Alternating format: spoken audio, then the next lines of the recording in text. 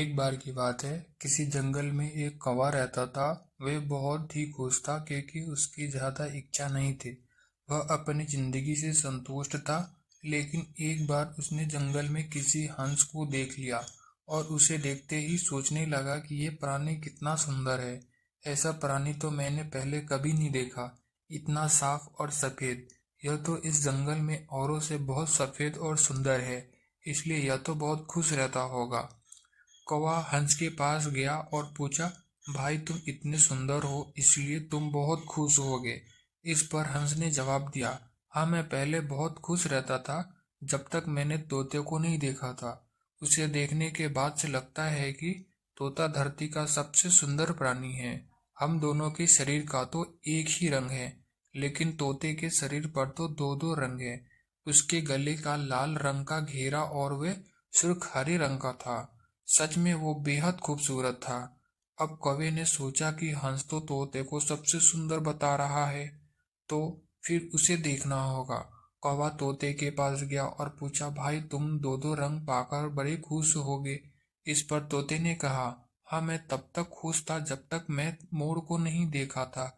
मेरे पास तो दो ही रंग है, लेकिन मोर के शरीर पर तो कई तरह के रंग हैं। अब कौवे ने सोचा, सबसे ज्यादा खुश कौन है, यह तो मैं पता करके ही रहूंगा। इसलिए अब मोर से मिलना ही पड़ेगा। कौवे ने मोर को जंगल में ढूंढा, लेकिन उसे पूरे जंगल में एक भी मोर नहीं मिला। और मोर को ढूंढते ढूंढते वह चिड़ियाघर में पहुंच गया, तो देखा मोर को देखने बहुत से लोग आए हुए हैं और उसके आसपास अच्छी खासी भीड़ है। सब लोग को जाने के बाद कौवे ने मोर से पूछा, भाई तुम दुनिया का सबसे सुंदर जीव और रंग बिरंगे हो। तुम्हारे साथ लोग फोटो खिंचवा रहे थे, तुम्हें तो बहुत अच्छा लगता होगा और तुम तो दुनिया के सबसे खूब खुश जीव होगे। इस पर मोर ने दुखी होते हुए कहा, भाई अगर सुंदर हूं तो भी क्या फर्क पड़ता है। मुझे लोग इस चिड़ियाघर में कैद करके रखते हैं, लेकिन तुम्हें तो कोई चिड़ियाघर में कैद करके नहीं रखता और तुम जहां चाहो अपनी मर्जी से घूम फिर सकते हो। इसलिए दुनिया के सबसे संतुष्ट और खुश जीव तो तुम्हें होना चाहिए, क्योंकि तुम आजाद रहते हो।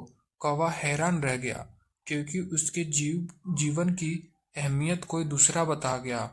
दोस्तों, ऐसा ही हम लोग भी करते हैं, अपनी खुशियों और गुणों की तुलना दूसरों से करते हैं। ऐसा लोगों से जिनका रहन सहन, माहौल हमसे बिल्कुल अलग होता है। हमारी जिंदगी में बहुत सारी ऐसी चीजें होती है जो केवल हमारे पास है, लेकिन हम उसकी अहमियत समझकर खुश नहीं होते। लेकिन दूसरों की छोटी खुशी भी हमें बड़ी लगती है, जबकि हम अपनी बड़ी खुशियों को इग्नोर